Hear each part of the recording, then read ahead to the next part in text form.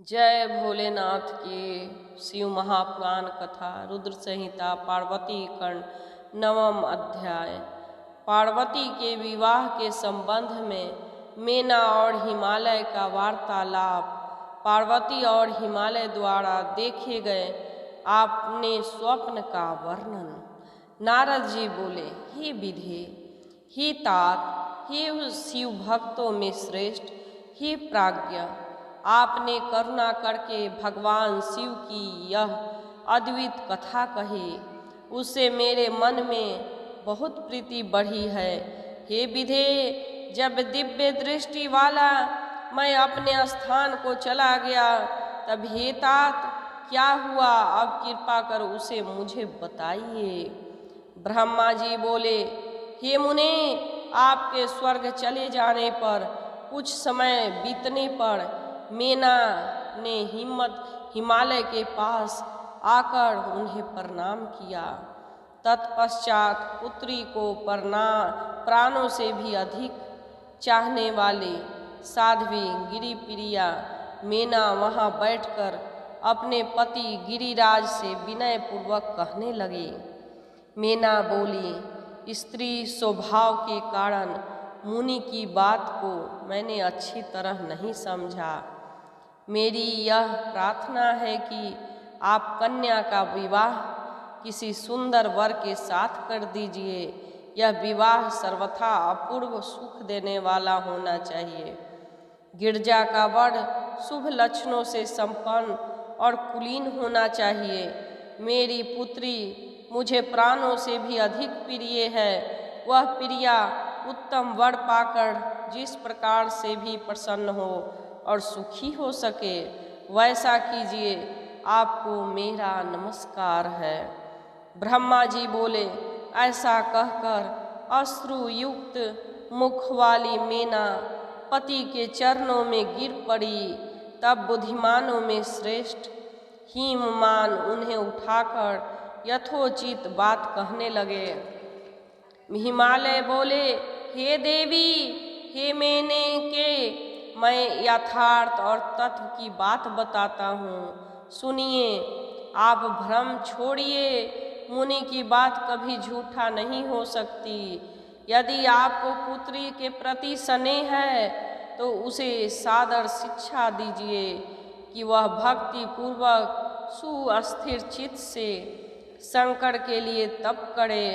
हे मेनके, यदि शिव प्रसन्न होकर काली का पानी ग्रहण कर लेते हैं तो सब शुभ होगा और नारद जी बताया हुआ अमंगल नष्ट हो जाएगा।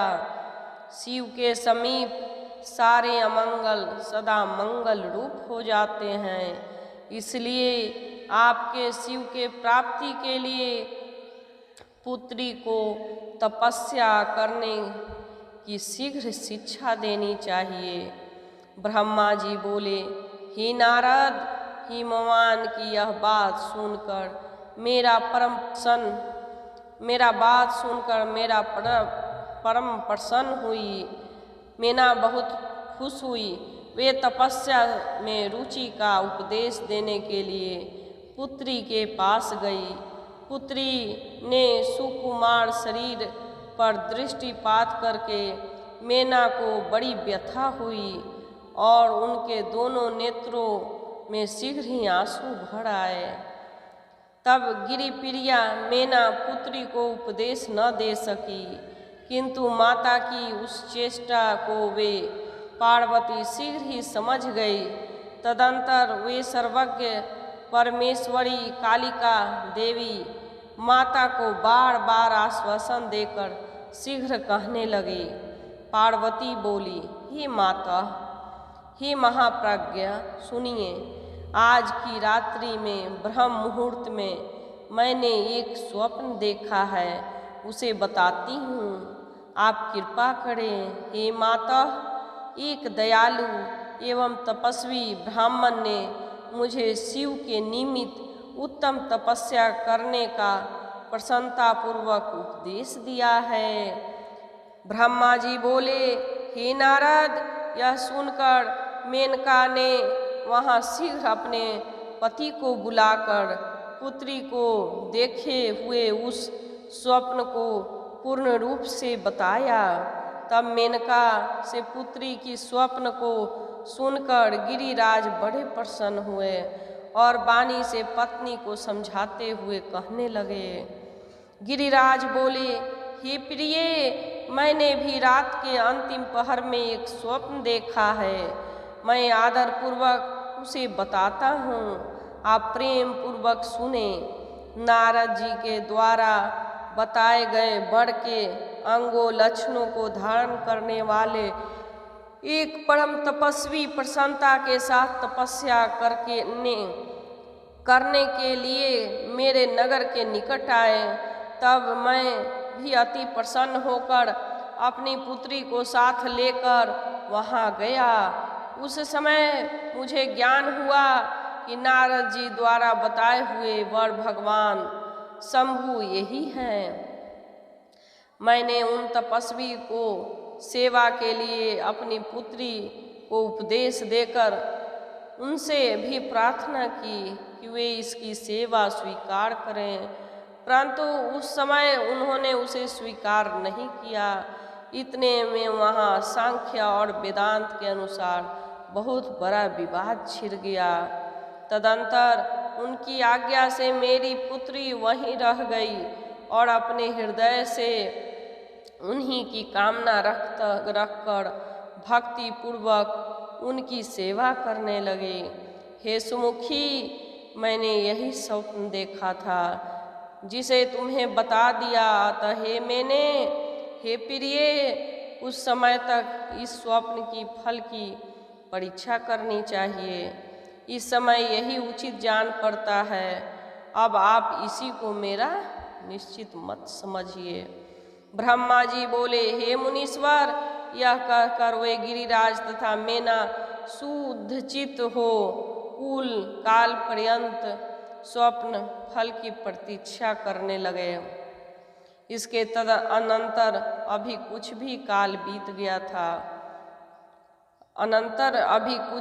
काल बीता था कि सृष्टिकर्ता तथा सज्जनों की गति देने वाला परमेश्वर शिव जी सती के विरह से अत्यंत व्याकुल होकर सर्वत्र घूमते हुए गणों के साथ तप करने के लिए प्रेम पूर्वक वहाँ आए। सती के प्रेम विरह से व्याकुल चित्त वाले वे वहीं अपना तप करने लगे। उस समय पार्वती अपनी 2 सखियों के साथ उन्हें प्रसन्न करने के लिए उनकी सेवा में लगी रहती थी।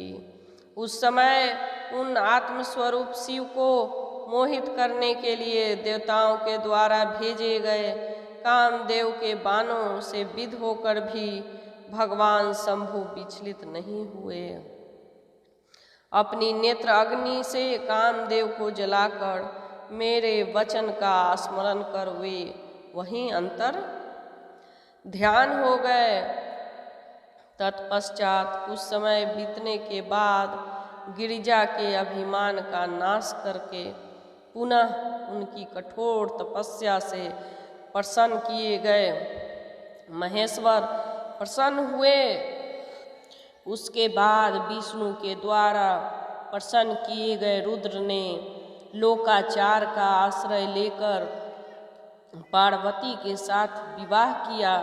उस अवसर पर बहुत मंगल हुआ। पुनः ब्रह्मा जी बोले, हे तात, इस प्रकार मैंने संक्षेप में विभु शंकर का अत्यंत दिव्य चरित्र आपसे कहा। अब आप और क्या सुनना चाहते हैं? बोलो। 9वां अध्याय समाप्त। पार्वती खंड 9वां अध्याय।